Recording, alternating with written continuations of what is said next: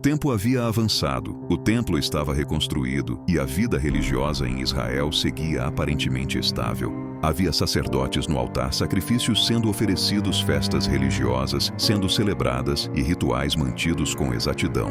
Aos olhos humanos, tudo parecia funcionar perfeitamente, mas, aos olhos de Deus, algo essencial estava ausente. O coração do povo já não ardia, a fé havia se tornado rotina e a adoração, um hábito sem vida.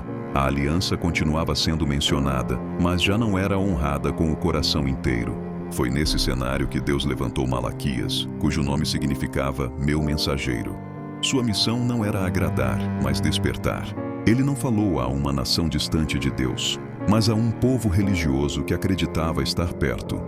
Pessoas que iam ao templo, mas ofereciam sobras no altar, que conheciam a lei, mas haviam perdido o temor. A mensagem começou com uma declaração surpreendente: eu vos tenho amado. Ainda assim, o povo respondeu com frieza: em que nos tens amado? Aquela pergunta revelou a profundidade da crise espiritual. O amor de Deus havia sido esquecido e a gratidão substituída pela reclamação. Malaquias expôs a decadência espiritual com clareza e firmeza. Os sacerdotes haviam desprezado o altar, ofereciam animais defeituosos e tratavam o culto com desdém. Ensinavam sem temor e lideravam sem reverência.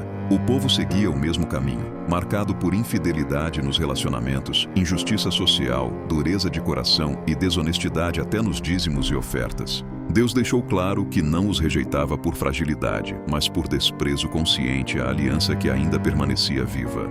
Mesmo diante desse cenário, o Senhor não se afastou. O chamado ainda ecoava: voltem para mim e eu voltarei para vocês. Mas o povo resistia, questionava, justificava seus pecados e tentava negociar com Deus. Malaquias revelou que aquela geração havia se esquecido de uma verdade essencial: Deus não muda.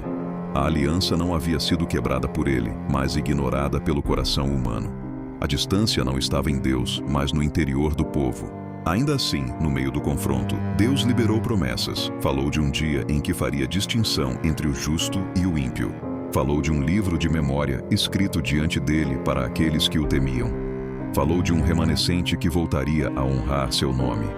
Mesmo quando muitos se afastavam, Deus preservava aqueles que ainda o buscavam com sinceridade. Então Malaquias anunciou algo ainda maior. Um mensageiro viria antes do grande e terrível dia do Senhor. Ele prepararia o caminho, chamaria o povo ao arrependimento e promoveria reconciliação entre pais e filhos. Não seria apenas uma mudança externa, mas uma transformação do coração. Aquela promessa apontava para um novo tempo, para uma intervenção definitiva de Deus na história. Essa foi a última palavra, o último aviso, o último chamado antes do silêncio.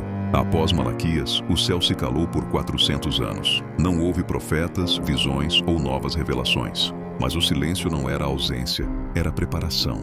Enquanto o céu parecia quieto, Deus trabalhava nos bastidores da história, preparando o momento exato para falar novamente. O Antigo Testamento se encerra assim: com um chamado ao coração, uma promessa futura e o céu em silêncio, mas com Deus no controle absoluto. A voz cessou, mas a promessa permaneceu viva, porque quando Deus se cala, Ele não está distante. Ele está alinhando o tempo, preparando o caminho e escrevendo a próxima página da redenção. E quando a voz finalmente voltou a ecoar, não foi através de um trovão, mas no deserto. Não em um palácio, mas em um clamor. O silêncio foi quebrado para anunciar que o reino havia chegado e que o Deus que fala sempre cumpre o que promete.